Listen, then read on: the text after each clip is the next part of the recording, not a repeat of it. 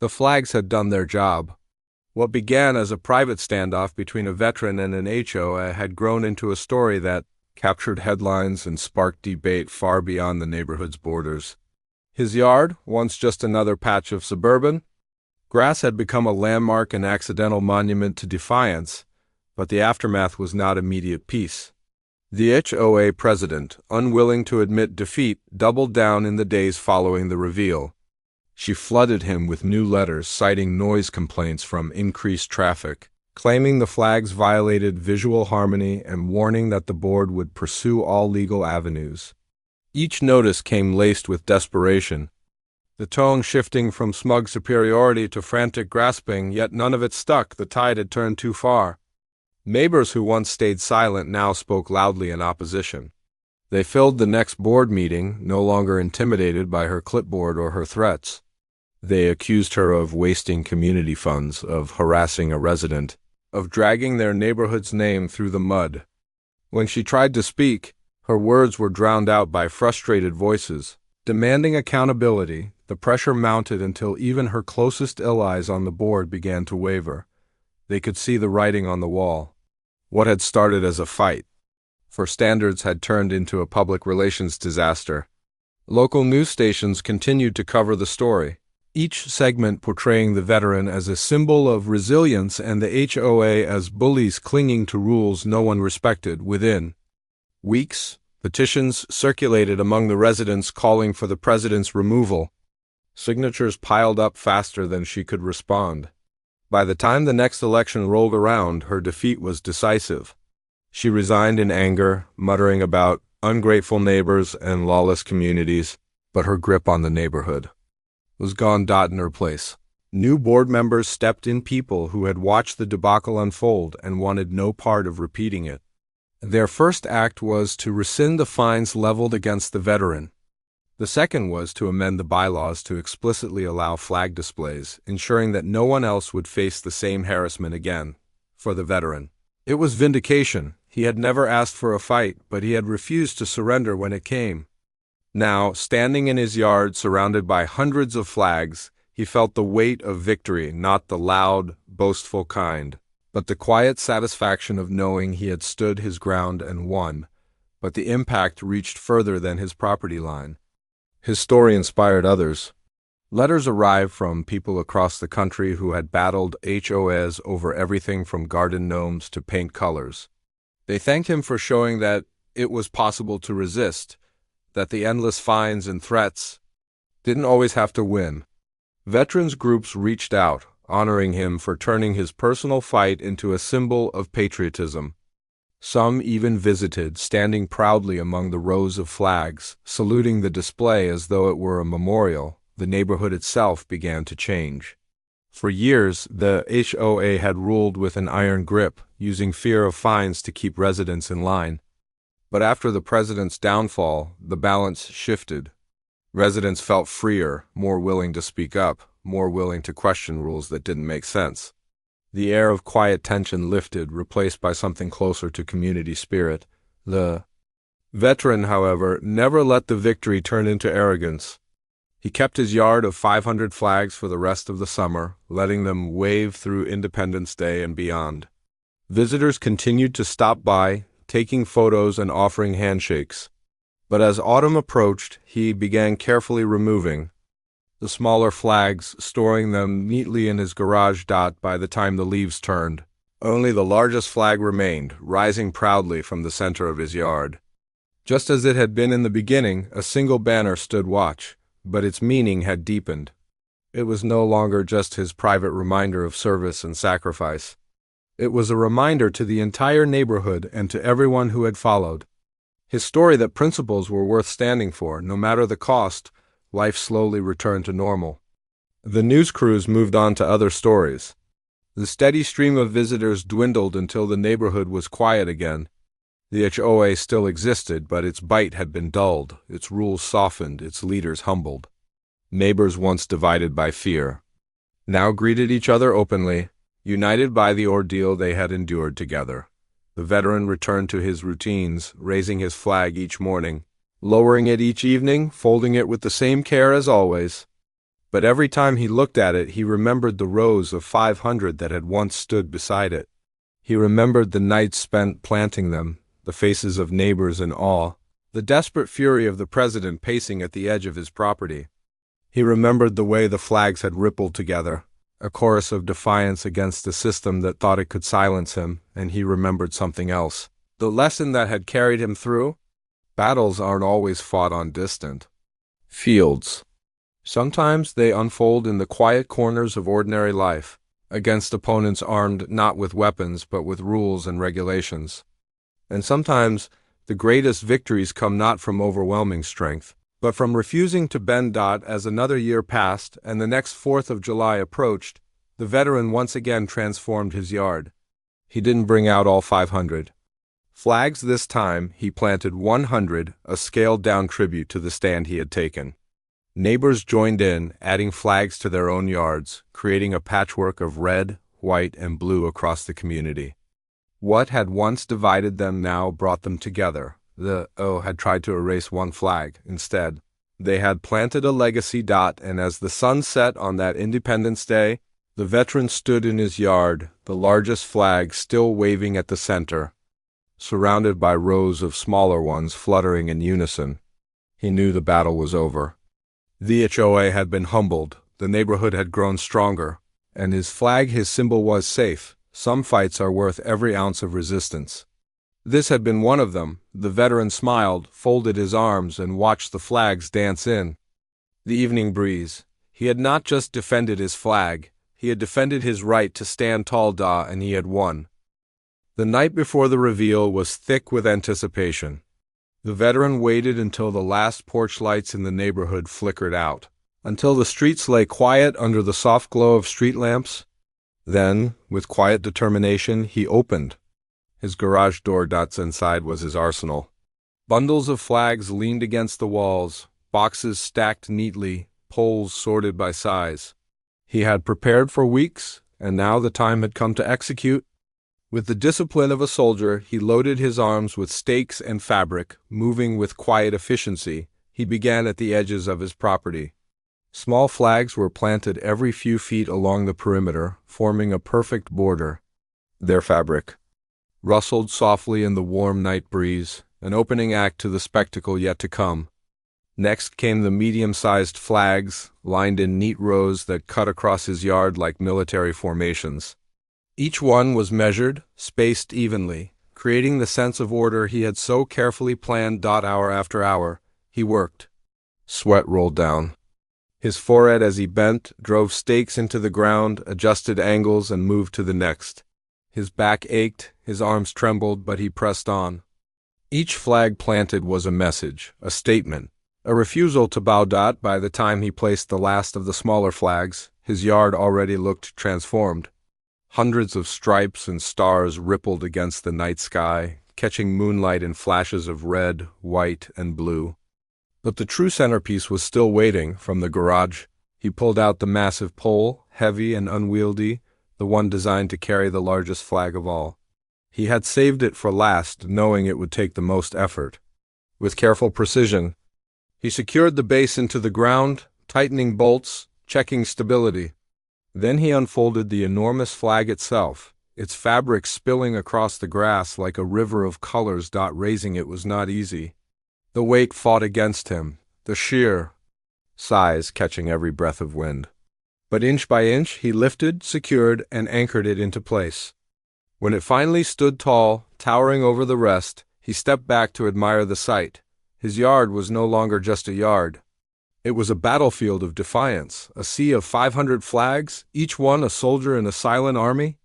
The largest flag at the center rose like a commander above them all, unmissable from every angle of the neighborhood. He stood there for a moment, breathing heavily, the sweat on his skin cooling in the night air. For the first time since the HOA had started their crusade, he felt not just resistance but victory. When the sun rose the next morning, the neighborhood awoke to shock. Curtains flew open, blinds lifted, and doors creaked as residents stepped outside to see the transformation. Where once there had been a single flagpole, there now stretched a field of 500 flags, their colors blazing under the morning light. The reaction was immediate. Some neighbors gasped in awe, unable to believe what they were seeing. Others laughed, clapped, even took photos on their phones. Children ran along the sidewalks, pointing excitedly at the sea of flags. Cars driving through the neighborhood slowed to a crawl, drivers leaning out windows to capture the spectacle, but not everyone was amused. The HOA president was one of the first to appear, dressed as if she had been preparing for battle herself. Clipboard in hand, she froze at the sight of the display. Her face flushed red, her eyes narrowed, and her mouth opened and closed without words. She marched to the edge of his property, pacing back and forth, scribbling furiously on her clipboard as though notes could somehow contain what stood before her, but there was no containing it. Within hours, word spread beyond the neighborhood. Photos began circulating online, shared on social media by curious onlookers and supportive strangers. Local news outlets picked up the story, sending reporters and camera crews to capture the scene. The veteran found himself answering questions on his lawn, standing proudly among the flags as microphones and cameras captured his story. He spoke not of anger, but of principle. He explained the letters, the fines, the threats, and how one flag had been deemed unacceptable. So he had responded with 500. His calm, steady words contrasted with the absurdity of the HOA's obsession, and the public took notice. Support poured in. Messages of encouragement flooded his mailbox and social media accounts. Veterans groups praised his stand. Patriotic organizations offered donations to cover his fines. Even strangers from across the country sent letters of solidarity. His simple act of defiance had become a movement, a symbol of standing up to bullying and bureaucracy. The HOA, meanwhile, found themselves cornered. Their president had no script for this level of exposure. What was once a local dispute was now a public spectacle. Every threat, every fine, every letter they had sent looked smaller, pettier, in the face of 500 flags waving proudly for the world to see. Neighbors who had once stayed silent began speaking out. They criticized the board for wasting time and money on harassment, for turning the neighborhood into a battlefield over something so harmless. At the next board meeting, instead of applause for the president, she was met with frustration, with accusations, with calls for her resignation, but the most powerful blow came not from the neighbors but from the media. News segments framed the story as a veteran versus and the public sympathies were firmly on his side. Every time the president tried to explain community standards, it came across as ridiculous, bureaucratic nonsense compared to the image of a man proudly standing among hundreds of flags for the first time. The HOA was on defense. The veteran, however, did not gloat. He did not need to. The flags spoke for him. Each day they stood tall, waving in the breeze, a reminder that some battles can't be won with fines, threats, or lawsuits. Each flag was a victory in itself. Each fluttering sound a quiet anthem of triumph. As the days passed, the neighborhood settled into a new rhythm. The flags became a local attraction, drawing visitors who drove through just to see them. Children played near the rows, weaving between poles like soldiers in formation. Neighbors who had once avoided him now stopped to shake his hand, to thank him for standing up, not just for himself, but for the entire community. The HOA president, meanwhile, grew more desperate. She filed more complaints, made more threats, but none of them stuck. The sheer scale of public support made enforcement impossible. Every attempt to tear him down only built him up further, and as she sat in her office, seething over her failed crusade, the veteran stood in his yard, watching the flags dance in the breeze. He knew the war was not yet over. The HOA would not surrender easily. But he also knew that he had won the most important battle, because now the whole world was watching. The garage became his command center. Stacks of cardboard boxes lined the walls, each one containing the tools of his rebellion. When the deliveries first arrived, he made sure to bring them in quickly, never letting them sit outside long enough for the HOA president's hawk-like eyes to notice. Inside those boxes were not weapons in the traditional sense, but they might as well have been. Hundreds of flags, small, medium, and large, ordered from suppliers across the country. Bundled together with stakes and poles ready to be planted, he had spent hours cataloging everything. The small hand-sized flags would fill in gaps like brushstrokes in a painting. The medium poles would line the edges of his property, creating a uniform perimeter. And the largest ones, those towering banners that could be seen from blocks away, would stand tall in the center, commanding attention. Each flag was a piece of his statement, an act of defiance wrapped in red, white, and blue. The plan was meticulous. He had drawn a detailed map of his yard, sectioning it into quadrants. He measured distances between stakes, ensuring the placement would be even and visually striking. The display would not be chaotic. It would be precise, overwhelming in its scale, but flawless in its execution. He wanted no room for the HOA to claim disorder or disarray. This would not look like vandalism. It would look like a monument. Every evening after the sun went down, he worked in secret. He opened boxes quietly, assembled poles, and bundled flags into neat groups. His garage smelled faintly of cardboard and fabric, the scent of his growing arsenal. Each hour he invested felt like a countdown to the day of unveiling, the day the HOA would realize just how badly they had underestimated him. But it wasn't just about preparation, it was about timing.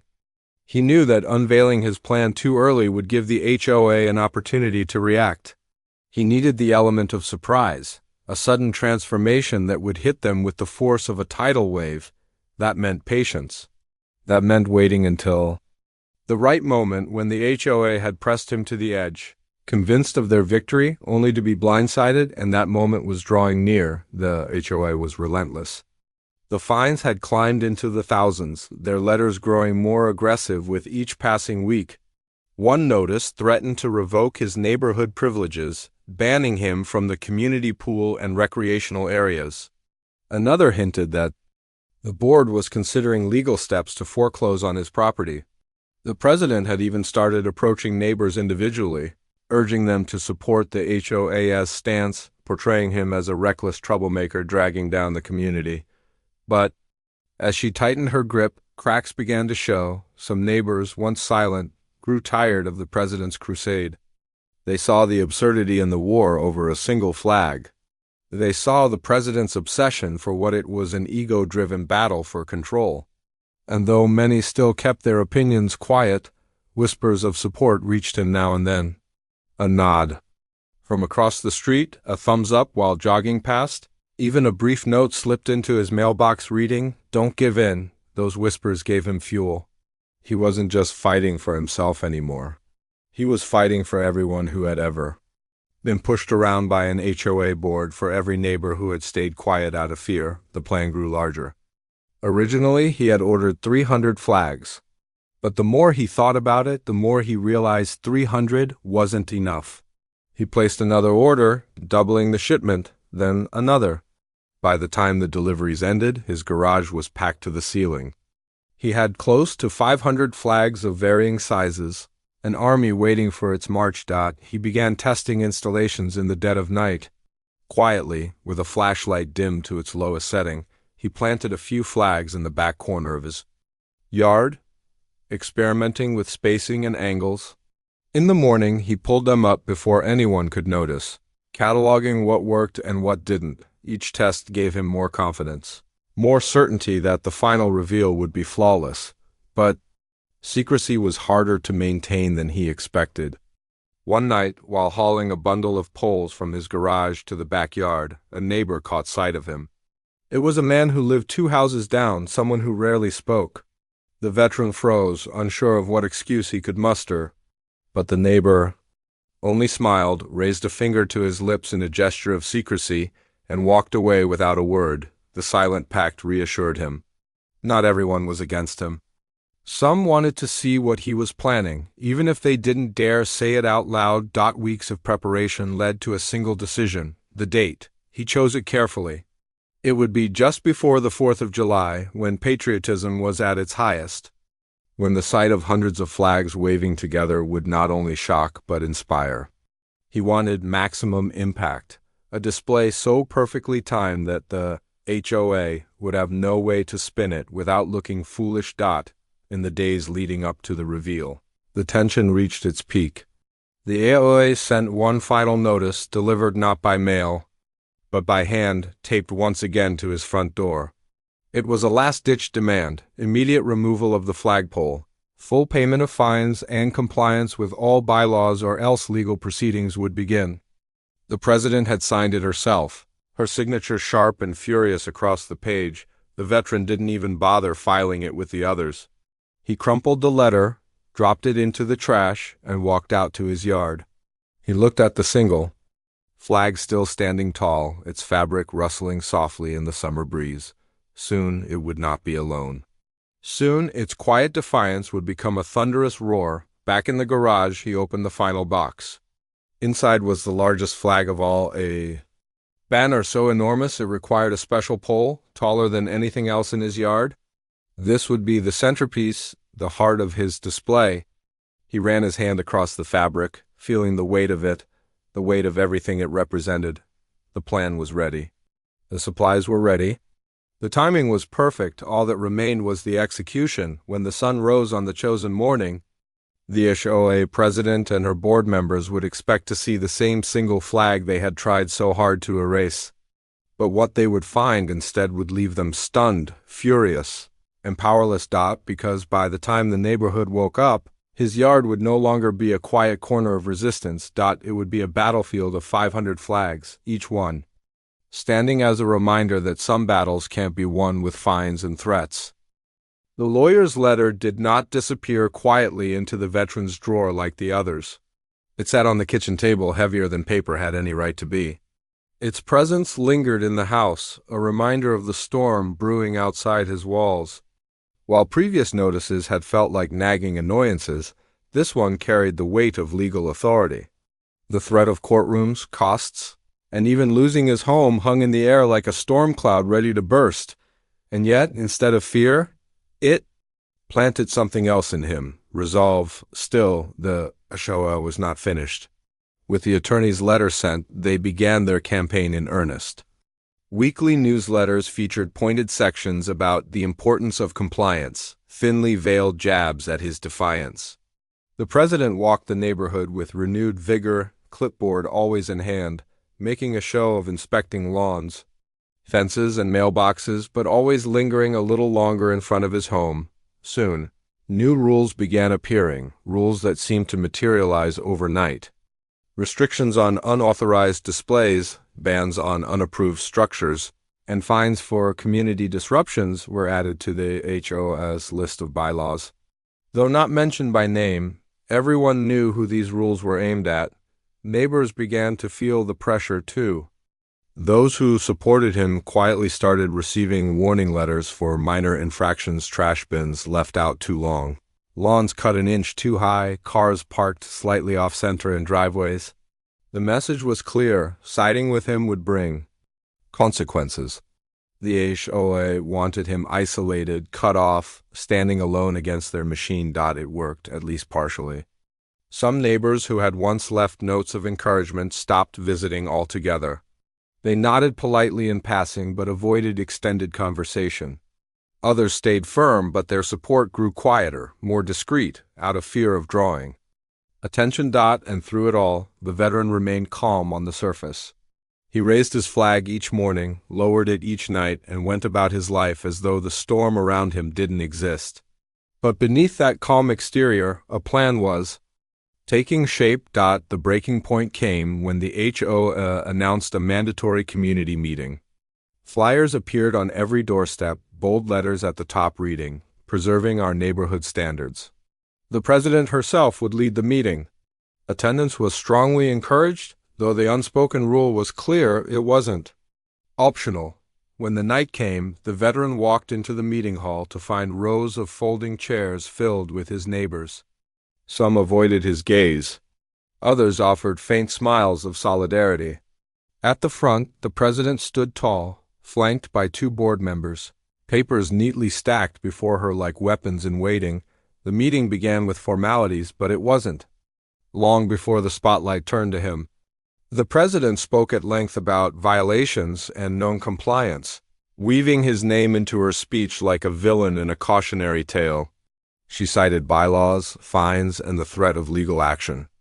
She painted him as a man disregarding the rules that everyone else followed, a danger to the community's image and stability. But what struck him most was not her words, it was the silence of the room. Neighbors shifted uncomfortably. In their seats, their eyes darting between the president and him. Some nodded along reluctantly, unwilling to oppose authority. Others looked uneasy, as though questioning whether the HOA had gone too far. The president ended her speech with a flourish, declaring that the board had voted unanimously to proceed with legal action if he did not comply immediately. She sat down, satisfied, certain that the room now saw him as the enemy, but in that silence, the veteran made his decision. This was no longer just about his flag. It was about standing against a system that thrived on intimidation. It was about proving that one person's courage could outweigh an entire board's control. That night, he returned home and opened his notebook. His sketches were no longer just ideas, they were a blueprint. He finalized measurements, listed suppliers, and calculated costs. He scoured online stores for bulk flags, flagpoles, and stakes.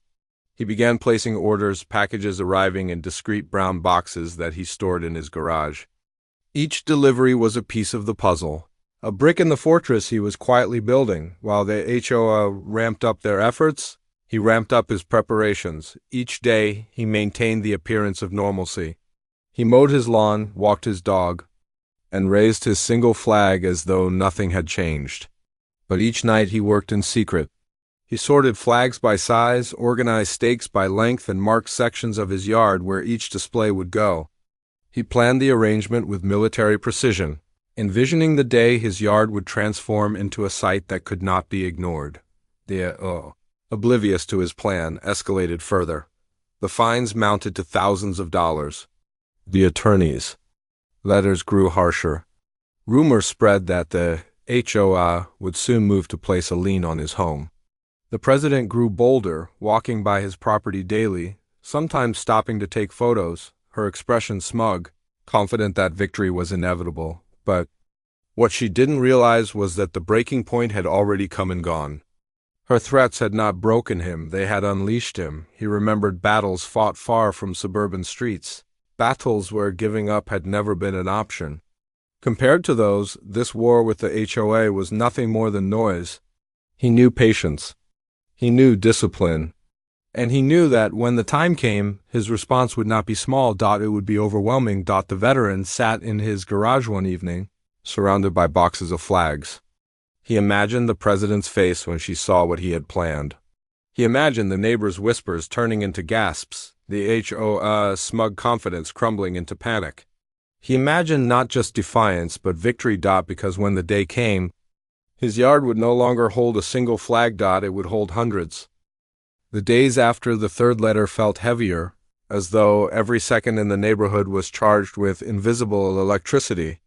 The veteran went about his routine as usual, raising the flag in the morning, lowering it at night, but nothing about. The act was quiet anymore. Neighbors watched from behind curtains. Some whispered encouragement in hushed voices when no one else was around. Others, fearful of the HOA, kept their distance. The homeowners association, however, was far from silent. What had once been bland notices slipped into his mailbox had now transformed into a constant drumbeat of pressure. First came the fines. A daily charge neatly recorded added to a balance that the HOA fully intended to collect. Each fine was followed by another letter, colder than the last, each demanding compliance. Each warning of consequences. The veteran placed them all in the same drawer, the stack growing thicker each week. To him, the letters were noise.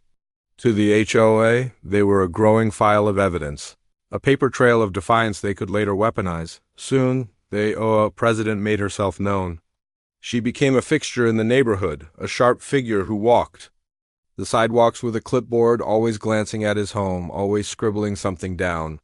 She was the embodiment of rules and regulations, a woman who thrived on control, whose pride came from bending others into submission, and she had found in him an opponent unlike any other. Her first step was public shame. The next HOA meeting was no longer about landscaping projects or community events. It was about him. The agenda had one point of focus: non-compliant flag display.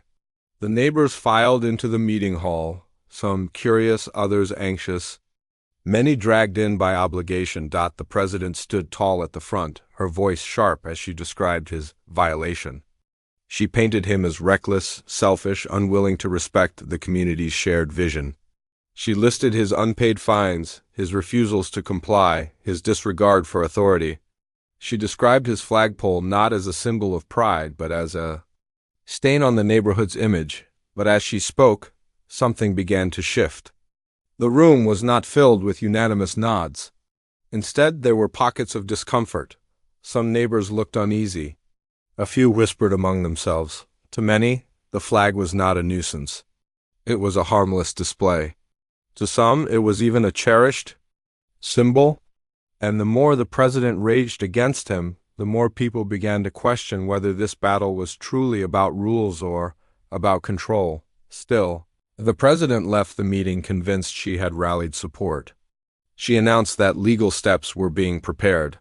The HOA would not tolerate open defiance. The fines would continue. The pressure would mount. And if the man did not remove his flag, the HOA would ensure he paid dearly. The veteran, however, was unmoved. That night, as he lowered the flag and folded it with care, he thought not of defeat, but of resolve. He had faced far greater adversaries than a suburban board armed with paperwork. If anything, their attempts to shame him only strengthened his determination. As the weeks passed, the pressure campaign grew. Notices arrived daily, the fines multiplied. Threats of liens and property seizure were underlined, highlighted, made bold in every letter. The HOA president even began calling him out by name in newsletters, presenting him as a warning to others who might dare to resist. But while the HOA tightened its grip, the neighborhood itself began to fracture.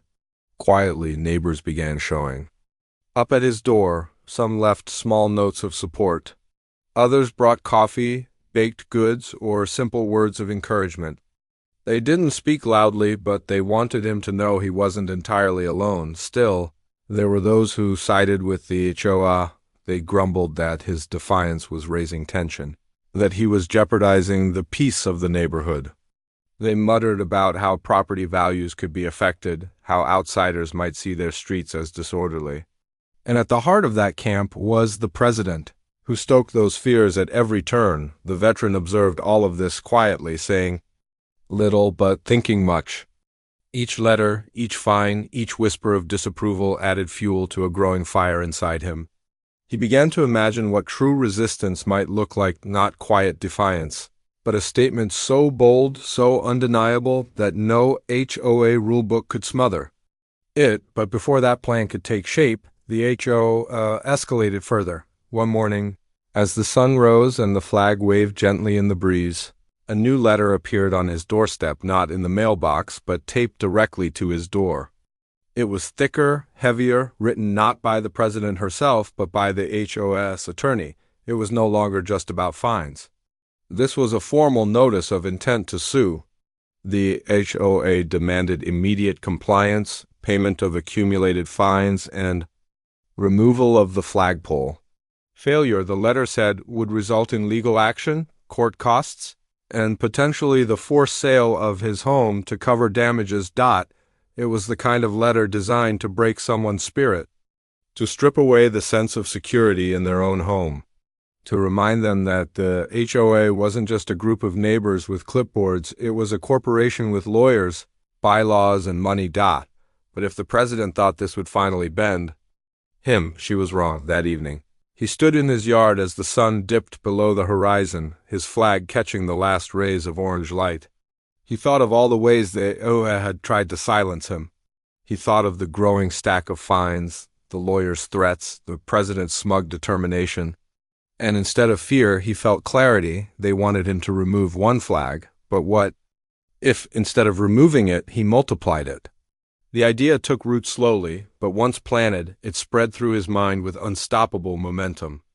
What if one flag was not the problem, but the solution? What if his single act of defiance could become hundreds, thousands? What if he transformed his yard from a supposed violation into a sea of undeniable pride? It would not just be resistance. It would be spectacle. The HOA wanted him to bow. Instead, he would rise. He began sketching ideas in a notebook, measuring his yard, calculating the number of flags he could place without blocking walkways or breaking laws. He researched suppliers, prices, shipping times. He thought of every corner of his lawn, every inch of soil, every space where another flag could stand tall. It would take planning. It would take resources. But it would be worth it because the HOA wanted a fight, and he was going to give them one they would never forget. In a quiet suburban neighborhood, tucked behind rows of manicured hedges and streets so uniform they almost looked cloned, lived a man who had served his country with pride. His name had become a quiet footnote among neighbors because he was not the type to stand in the middle of the street and make himself known.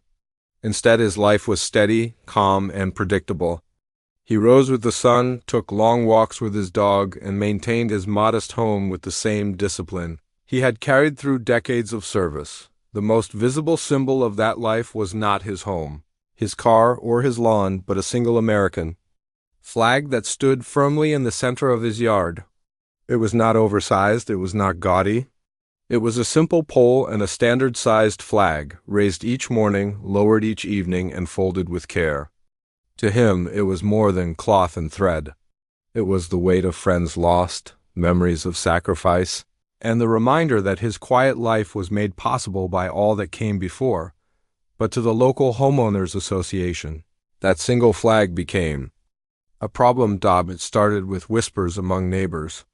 A few thought the flag looked too bold against the HOA's guidelines, which dictated the length of grass blades, the shade of paint on doors, and the acceptable colors of shutters. These whispers grew into a complaint, and that complaint turned into a letter. And one morning, tucked into his mailbox with the same stiffness of bureaucracy that always carried bad news, was the official notice. The notice was written in sterile language, as though trying to strip the issue of humanity. It read that his flagpole was non-compliant with community standards, that his display was unauthorized, and that he was expected to remove it within 14 days or face fines. It was not an act of communication, but an ultimatum. For the first time in years, his morning routine was disrupted. He stood at the edge of his lawn, letter in hand, reading it again and again. His flag rippled gently in the breeze above him, almost mocking the idea that it could be a violation. To him, it was a reminder of values too deep to be erased by printed words. To the HOA, it was a mark on their ledger, a violation in their system, something to be corrected. In that moment, a line was drawn. He could have ignored the letter. He could have pulled down the flag, put the pole away, and avoided conflict altogether. But compliance felt like betrayal, not just to himself, but to the men and women whose memories lived inside that flag. The idea of removing it felt heavier than any fine, any punishment, any bureaucratic burden they could throw at him. So he decided the flag would stay. The days that followed grew tense. Neighbors who once waved politely now gave uncertain glances.